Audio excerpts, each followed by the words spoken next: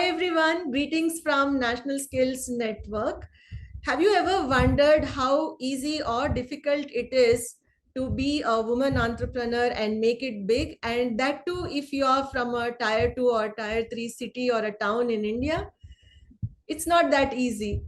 In a country where we feel entrepreneurship itself is a very risky affair, we are talking about women entrepreneurs who are making it big in their own towns and cities. So let's look at some inspiring stories and the story of Her and Now, a program which is promoted by GIZ and Empower Foundation. And this program was recently concluded very successfully by launching several women as entrepreneurs. We are today with Pritha Dutt, who is the CEO Empower Foundation and Director Empower Pragati, to know more about the program, the lessons, and also the inspiration that she's going to share with all of us so that we go ahead, motivate more women to become entrepreneurs and create jobs and contribute to the economy. So welcome to this talk, Pritha. Thank you. And it's amazing to see all the work that Empower Foundation is currently doing for women empowerment through entrepreneurship. Let me put it that way. And this is in partnership with GIZ. So we would like to know more about how did it all happen. And the good news is that recently you had a meeting with the Sector Skill Council to come up with the QP NOS specifically for women entrepreneurs. So I think that has been a very long journey for you. So tell us more about how it all went so far. So, firstly, topic close to my heart. And like you rightly said, there is so much to be done in this space and so much that, while other players are also doing, it's like, honestly, Madhuri, sometimes you feel like, okay, how much catch up do we do? And I'm, just recently, I think about a week back, we had the Gender Impact Index, the study that came out. India ranks a lowly 143 out of 146 countries. And what's even more surprising is that while there has been improvement, in education and on the health aspect, in the livelihood and entrepreneurship, we are still 143 out of 146 countries. Okay. I mean, that's really low. So the timing and the fact that things need to be done, no two ways about it. And while you're aware, Madhuri, that in the skill space, we've been there for a long time as Empower Pragati. We are also, one of the SDGs that we kind of are champions of is SDG 5, along with an international body, which is a part of UNDP called Business Call to Action.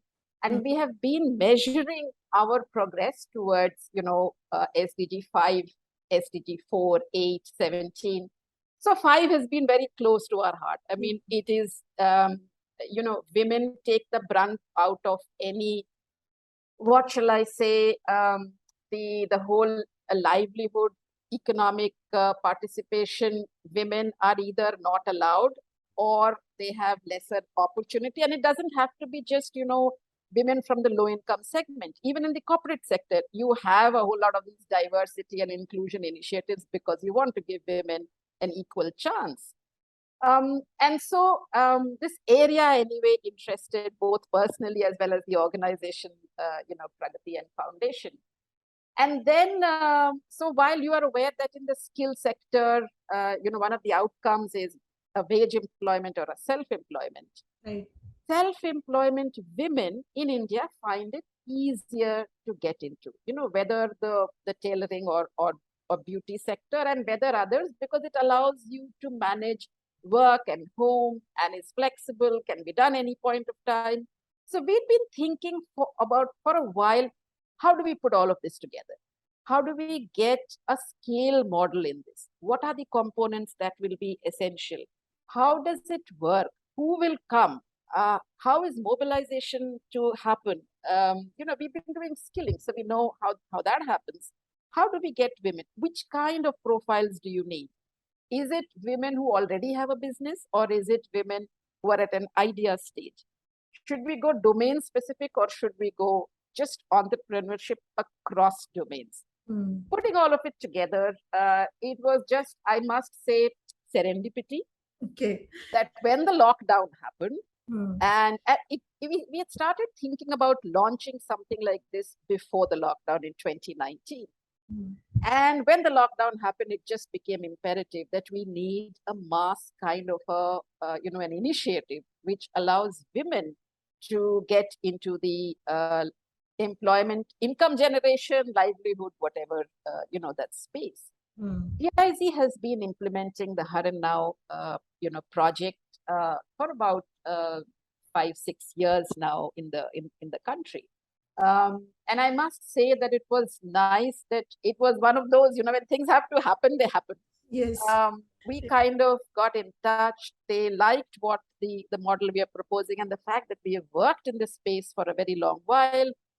They gave us some suggestions and we launched this, in fact, right in the middle of the lockdown. And we hadn't known when we launched that the lockdown will be anything more than a 1 month. I mean, you know how it happened. Yeah. And then the lockdown extended and extended. Yeah. So that's how the journey happened, Madhuri. And, in the last 14, 15 months, it's about 300 women entrepreneurs who we have, developed. About 220 who have registered their business, who are scaling up, who have a business plan in place. I mean, it honestly warms the heart. But this is on just the tip of the iceberg. There is so much scope. There is so much willingness. There is so much passion for women to start doing. It's almost like, give us the opportunity. Tell us how to do it.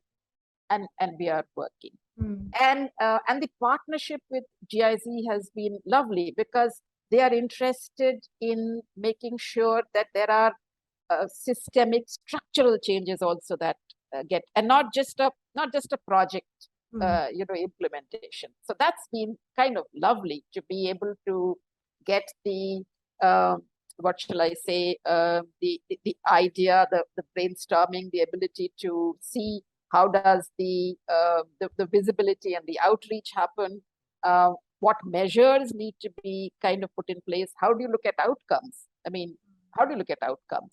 So it's been honestly wonderful.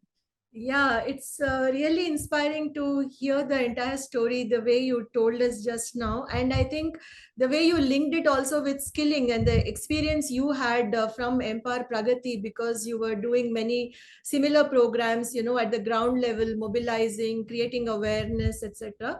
So I think that has really fed into this program as well. Now, let me look at the other side of the story. Now that this project is over, right? The women have been kind of given the kind of support they needed, and many women, as you said, have launched themselves as entrepreneurs. Can we look at it the way, like, some lessons from here, or some best practices, or some advice to people who can inspire and ignite this entrepreneurship spirit in more women who are at the tier 2 level, or in very remote rural areas, or where it is difficult to meet them perhaps? So is there something you can tell us more about this? Yes. Firstly, honestly, even if one project has finished, that doesn't mean, in fact, it's just the start, honestly, Madhuri. This is just the start.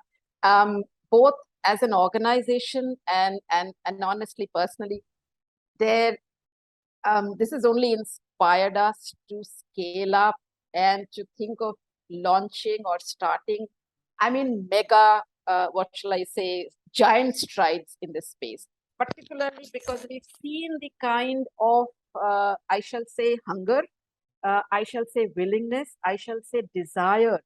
And, some of the case studies are outstanding. I mean, who would think that from a remote village in Hapur, while Hapur happens to be Delhi NCR, it's a different world when you travel even 100 miles, out of Delhi.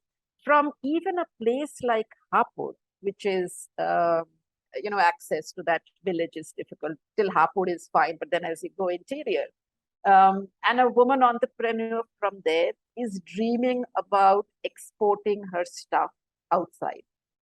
I mean, you would have thought that, okay, they don't have, it's the tier 1, and like you rightly said, it's the tier 1 top metro cities where women have such kinds of ambitions. Yes, sure, it's tougher.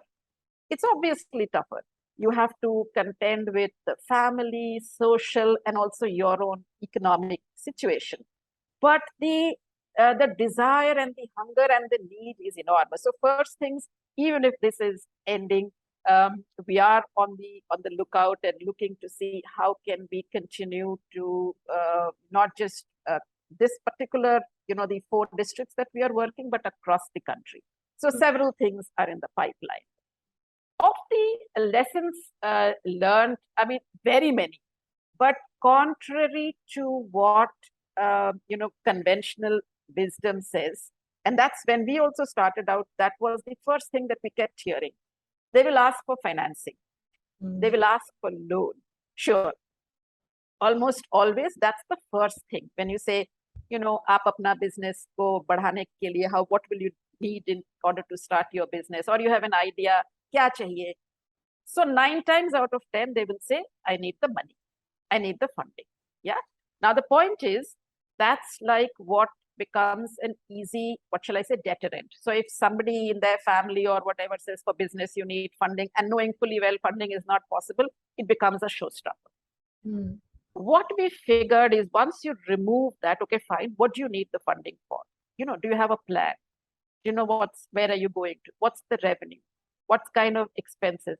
That's when then slowly the aha moments start coming. Oh, I need a business plan.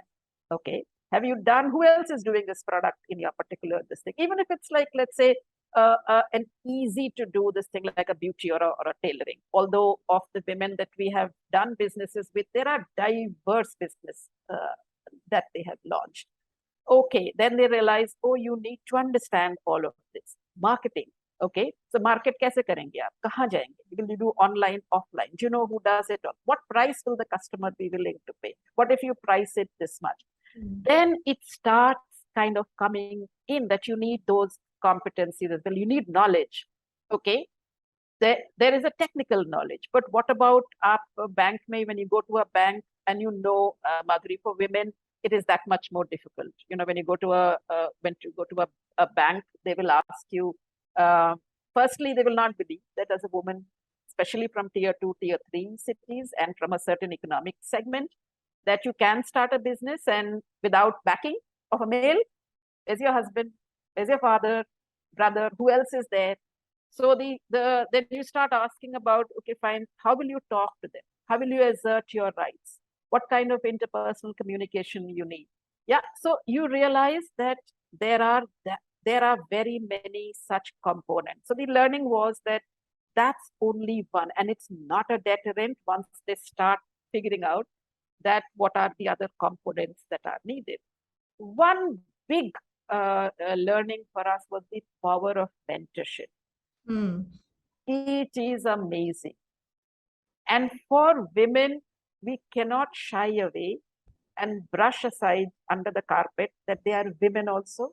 They are mothers, they are wives, they will have a responsibility, and that they will manage all of that. So it may not be the similar experience that you will get if you're mentoring a male business, entrepreneur.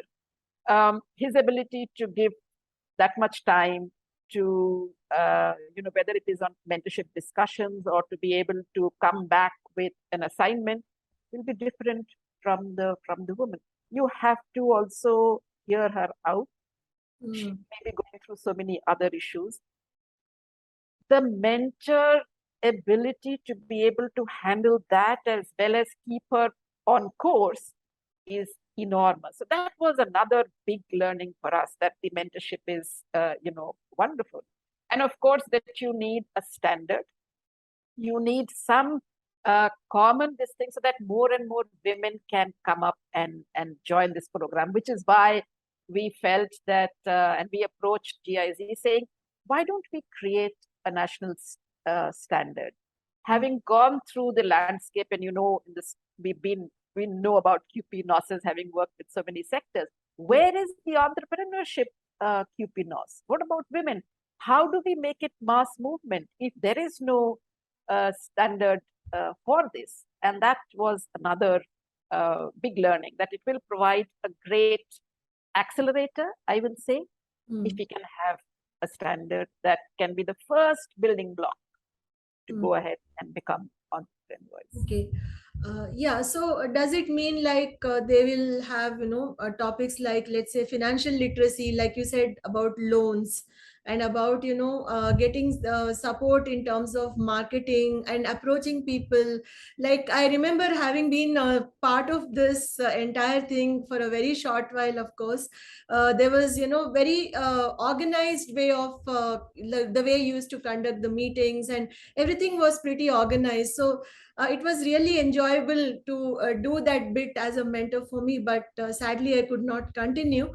But then, I have few things from there which I thought I'll ask you now. So it means that, women need to know about loans, about marketing, about many things that go into entrepreneurship. So these will be now a part of the qualification. Is that what we are expecting? Besides, I would also like to add, like you said, women will have more challenges to launch themselves as entrepreneurs. That's true. And then this notion of entrepreneurship, Preeta, that itself, the moment we talk about entrepreneurship, first thing that comes to our mind is very organized, very incubation supported, organized kind of a startup, where the word startup, is also attached to very organized ways of doing things. But the sector which you have been working in is rather inorganized, right? And how do we build that part of it into this to, make it more sustainable? Right. I mean, so I'll take the last, and that's an interesting point that you made. It is unorganized, but it can be organized. Yeah. So what I mean is that just the simple fact of registering my business on the Udyam portal makes it organized. Just the simple fact of getting a GST registration makes it organized. So it need not, and every business, even if it's a one-person company, whether it is a pickle business, whether it is setting up an IT software company, every business can get organized. And one of the push that the government of India has been doing is formalization. Yeah, because without formalization, your ability to get even benefits, whether it is financing, whether it is loan, whether it is credit, becomes that much, limited. So firstly, it doesn't matter whether you are doing a farm-based business or non-farm-based business, you're in rural India or in urban India, you're tier 2, you're tier 1. Businesses can be organized. So the idea is not to let them be a home-based without any structural support. So that's, essential. The second is, when we started developing this, and honestly, we've been working on this for the last 8-9 months.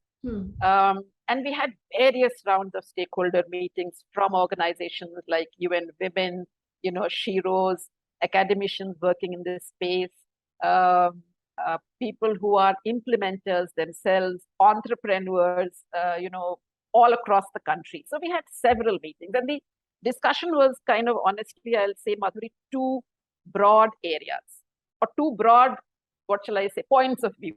One was entrepreneurship everybody needs. Why just women? Even school children should be taught entrepreneurship. You know what Delhi government is doing at school level. They are promoting entrepreneurship. What about men? Where is the entrepreneurship course for even youth? I mean, in the QP nurses, there is a module, yes, of employability and entrepreneurship. Where is the course for even men? And the other vertical, or the other point of view that came out strongly, women need it. Women need it, and we need women entrepreneurship. So what ultimately emerged, and we've had the first round of the validation meeting on the 14th of August, and we took in the inputs of Dr. Vinita at NCVT, is to say, let's prepare firstly an entrepreneurship standard per se. Women entrepreneurship is an elective in that. So yes, all the components that you're saying, whether it is on structuring a business, startup, marketing, business planning and financial and digital literacy, mentoring, communication and loans and financing, all of them are a part. For the women, there is an additional gender lens. There are additional components which help them to become, understand it from a women's point of view and leverage the strengths women have instead of making that a handicap. I mean, just to give you an example, one of the discussions that we had in our stakeholder meetings was, women don't seem to dream big. So, and that is a conditioning starting from school level. So when you ask a group of children in a government school or a private schools, rich schools are different. I'm talking about the category which is low and middle income. Class 9, class 10, girls will say nurse, they will say teacher, they will say, probably open my parlor. Some of them will say engineer, doctor. The boys will all say doctor, engineer, policeman. Their ambitions seem to be far more aggressive than what the girls. It's almost like from class 9 and 10, you are conditioned to accept that you may be allowed to become a teacher. Yeah. You may be allowed to become a nurse. You may be allowed to, look at safe career options. Come to the entrepreneurship, the same thing happens. So their first this thing is to, I'll open a shop, dukaan kholenge, beauty, tailoring, and that is a north that we are including. How do you even at this ideate to look at why not machine learning? Why not AI? Why not set up a manufacturing plant to make tubes? Why not, make automotive components? Yeah. Why not those, areas? So stuff like that. It is a, the standard will address that. Yeah. So.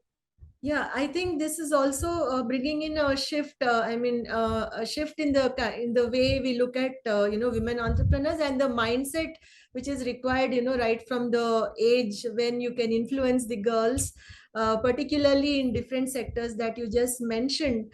Here, I think Pritha, it would be nice to know maybe one or two stories which you're carrying back of women probably who have done exceptionally well, or even a woman who found it very difficult but then sustained to a certain level. So can we have one or two examples of Yes, women? yes. I mean, there are several. So I'm going through in my head which two I shall pick up. I'll pick up the story of Vandana. Vandana recently got felicitated on the World Skills Day by the district administration and by the, even the MP MLA for her business.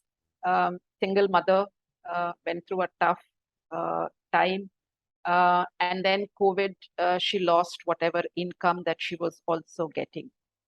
She had picked up or learned how to make toys, soft toys, but that was not something she had ever thought that's a business opportunity. So she was making it at home, kind of very little sales and stuff that she could kind of do.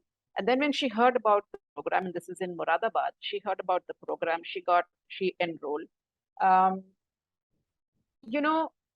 She was one of our fastest learners. She saw the potential. She saw that it needs to be branded, that quality needs to be improved, that you need a catalog, that you need you can't just say soft toys. So what are the various items that you can include?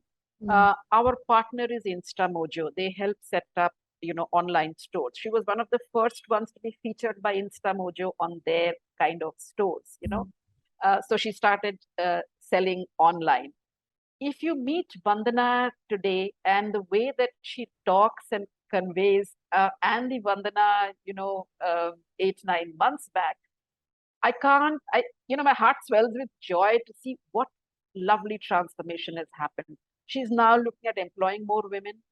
Her business turnover, she's talking about lakhs, not in the hundreds that she would be thinking about earlier. So I think she's an inspiration. My other example is Neha Rani from Saharanpur. Lower middle class family. Again, COVID, husband lost his job. It's not as if the family was desperately looking, but it was something that Neha always wanted to do. But you know how it is in India. If the man is doing well and you've got enough, then the woman is told, sit at home. You know, why do you need to work? There's no need for you to work. Hum kama rahe hain. And Neha decided to give her, dreams wings to fly. Um, what she knew and what she got appreciated for is she used to do masalas, the kind that you make, potatoes or paneer or whatever. And she said, when she came for the selection interview, she said, my family and friends, everybody says, Neha's masala we must have. Let's go to Neha's house. And she's in her family and friend circle. That's what she wanted to do, but there was ridicule that she faced. Are you mad at this age, 30 plus, you will go around selling masalas, who will buy? You'll go cycle and sell masalas everywhere. Neha joined with a burning ambition to make it bigger than MDH masalas. Okay. I think that's firstly, the psychological battle that you are thinking that big. Yeah. Starting from her house, and the whole family, relatives, people, that friends are all now rallying. They're proud to be associated with Neha Masalas, and she's given it her own kind of, name. Shopkeepers who stock Neha Masalas are willing to come on record and say that this is very good. So she has kind of, her business, people who sell are endorsing her, product. Honestly, there's so many stories that I'll be doing injustice, for not the others. So GIZ is also bringing out both a graphic novel, which will be launched, first week of September, capturing a lot of these stories, as well as some of them that have gone into blogs and books and part of videos and stuff. But very proud of all these. Yeah, I guess it will be very inspiring for all of us to read those stories, whether we want to be entrepreneurs or not, but I'm sure it will contribute to the ecosystem of building that that mindset and having that resilience to face the family and people around you. It's not easy. I can vouch for it, me being one of them.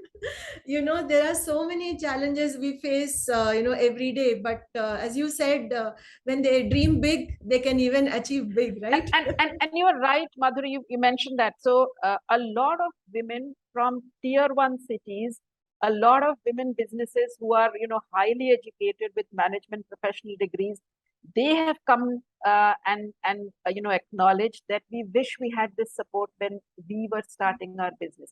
Some of them say, wish we get it now also. So it's not only, lower middle income or tier 1, tier 2. All women across need mentoring, need hand-holding support. We need it because the system is so, I'll say, unfair to kind of, women. That enabling this can create. Yeah. Yes. And a few things I would like to share talking to you. I just, it just resonated with my journey so far. And also, this aspect of mentoring, which you emphasized on, I think that is a big, differentiator in any such system, because any day, like for example, the family situation or something happening at the personal end, it's not the business plan which really comes to your mind or the target. It is somebody who I can reach out to, can give me a can lend me a ear. Just listen to me for a while maybe, and mentor me on that particular moment, because I feel these ups and downs and all can be very depressing sometimes, and you need to be keep going all through. So I think that is very, very essential, no matter where you are, in which location or which background. I think this mentoring thing is most essential. Then of course all the traditional things which come as a pack with any entrepreneurship. You should have a business plan, you should have loans, access to loan, access to marketing, and all those are there. But I would rate mentoring as I'll add one more, Madhuri. And again, we saw this through the program. and the power of, to use a word one of our mentors uses, sisterhood. Women supporting other women.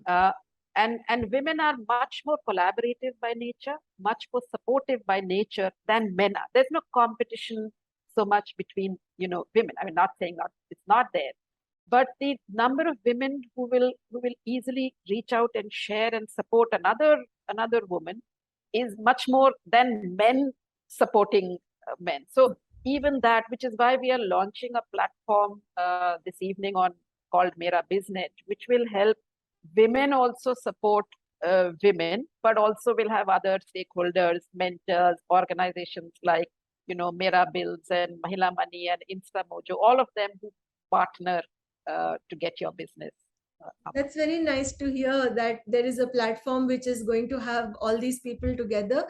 And also there are government loans, and there's a support from the government also, like for MSME enterprises which are run by women. We have also published quite a lot of info on NSN about it. So I'm sure when they are shown this way, and also mentored, guided, I'm sure they will really make it big, and not only as self-employed women but also as job creators, like you were giving us two inspiring stories. So I'm sure they have created jobs for more women, right, in their own vicinity. And that, I think, helps in so many other larger issues like curbing migration, taking care of their families and being able to work at their own convenience, because most of these things are affecting women right now when they want to work, isn't it? Correct. Locations. So correct. And contributing to the GDP and the national income. Exactly. I mean, yeah. Exactly. So is there anything else, Preetha, that you would like to share, maybe as two or three very important points that our audience can, really take it and think over it, and then maybe inspire more women? Yeah. So one definitely is, that if you have the desire, you can be a mentor. So it's not complicated. If you have a listening ear and you're willing to get the other person to succeed instead of thinking I'm giving some knowledge, it doesn't matter whether you know that business or not. It doesn't matter. It may be a business of plastic tubes, it may be a business of courier services, or it could be a business of whatever, beauty. But the fact is that you are willing to help, listen to the woman and help. That's like one, and I think is great. Second is find out. I mean, talk to, there are, like I said about this platform that we are launching, there are others as well. I mean, you rightly said there are loans available, there are systems available. Encourage women to be, to start their kind of own. If she says, "Lekin kya kare ghar pe," why not? So get that done. So I'd say these two are the most important. Once the standard gets launched, please ensure more and more women get certified. Yeah, so I think those are very important points, Preetha, and I'm sure those who are watching this will also, keep this in their mind. And these are the takeaways which might help them to inspire more women, and also help them, give them access to information as well as the wealth of knowledge that GIZ with Empower Foundation has created over a period of time with Her and Now Women Entrepreneurship Program. So thank you, Preetha, for sharing all the insights and experience and the story of the partnership you had with GIZ. We wish you the best in your future endeavors in promoting, sustaining and scaling women entrepreneurship in India. Thank you. Thank you.